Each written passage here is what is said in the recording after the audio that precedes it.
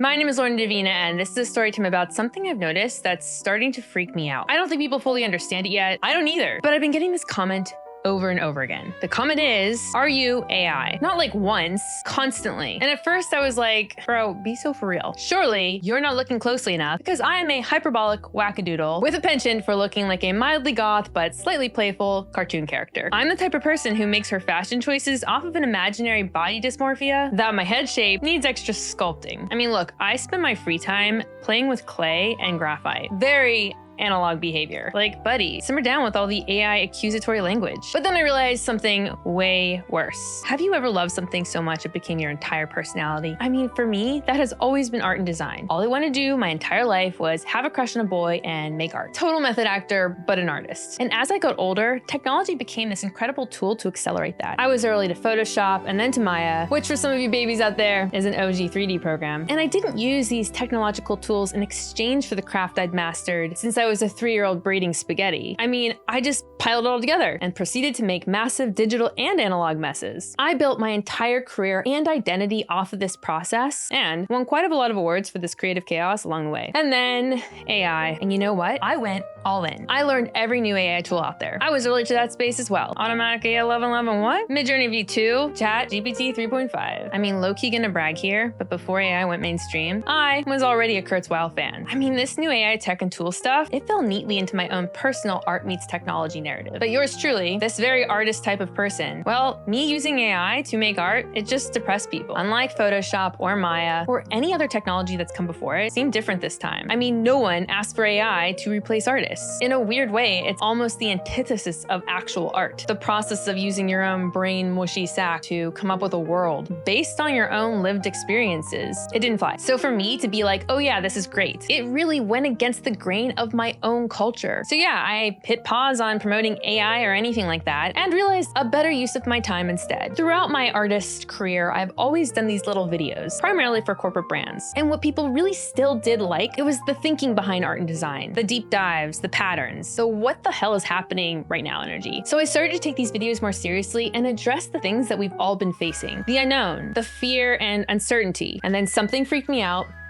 that was really annoying. Pardon my French. It wasn't just because I started to become accused of being AI, but it was because I don't think I'll ever stop being accused of being AI. Because no matter what I do, AI has gotten so convincing that people are now wearing what I can only describe as AI goggles. And rightfully so. Even if I film myself making actual puppets, even if I oil paint, people are still gonna ask, is this AI? We're seeing it in scammers buying shell glasses or lobster purses off of Temu, LARPing as single black women starting new businesses because their baby daddy left and they need that extra income to support their newborn. God, I even fell for it. I was like, damn, I'd wear that lobster purse. So yeah, I can't even do my craft anymore, making things, without the real fear that it just won't mean anything. Most of the time, the "Are you AI" comment is vague. It's just like, is this AI? And I'm like, bro, which part? Sometimes they say it's the writing. Sometimes they think I'm literally an AI-generated person, which is honestly impressive and also deeply annoying. The truth is, I love writing. I would never use AI to write a script. I tried using it and it was fast, and that's what I needed when my baby was crying. But the writing was terrible, and I knew it. Now that my son is 2, I can write again. So all of my scripts are me writing. I just love it. I love putting words together. I love talking. I love that words can make meaning. I love that words can tell stories. I just love it. I am, however, the world's worst editor. Hell, even this edited script is gonna be too long. It's just so hard to kill your darlings. So my process is write a chaotic, sprawling script, pass that off to my partner or my mother, who was an ex-English teacher, and those guys kill the darlings and help me clean it up. And then as a final, super final pass, I take my script, I put it in the model, and I say, do not touch anything at all. Keep your little hands off of my script. But please format this into paragraphs so my brain doesn't fry when I'm trying to read out loud. The ideas themselves, those come from hours of real conversations between myself and my partner Reno about the daydreams and thoughts and feelings we're having about art, technology, storytelling, and where we are in the world. I find that the clash between his systems thinking sort of analytical mind and my visual synesthetic one is kind of interesting. And just to be really clear, my background in this video, 0% AI.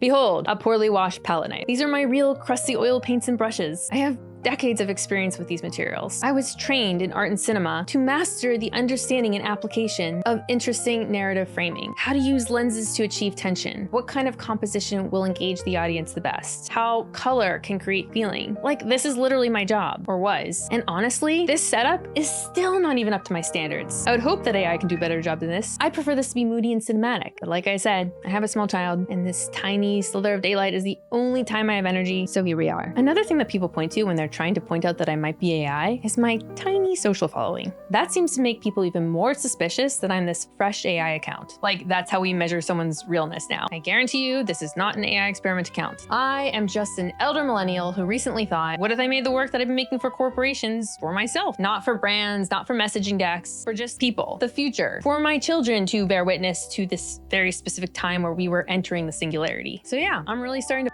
hate AI. And there are many more reasons why I hate it other than just being mistaken for an AI bot. But there are also reasons why I love it. Man, it's just so confusing sometimes. What I do love about it is that it helps with some things I hate, like emails. It'll take me 45 minutes to write one sentence. AI is like, yeah, send it, you don't sound insane. Great, thanks chatbot. I just want to make sure other humans don't think I sound insane. And even the huge elephant in the room, the AI trained on artists thing, I've never been territorial. People copy art all the time. That's normal. But this is different because now it's not just copying the work, it's copying the identity. And that's where all of this stops being funny or useful or okay with me. And I'm sure a lot of you too. My problem is that recently someone commented that I sounded like AI. I replied, that's pretty depressing. And they replied, I think it's just the structure and how you're delivering it. Now, hold on. Not the style, not the voice, the structure. And that's when it hit me. Oh my God. Well, duh. AI trained on us, not just our art, our speech patterns, our rhythm, and our delivery. So now, when a human tries to speak articulately and clearly, because God forbid I actually give a damn about the quality of the video, and I don't just want to brain dump my feelings to others and waste their time. God forbid I want to edit things in a way that makes them more clear and keep everything moving. I mean,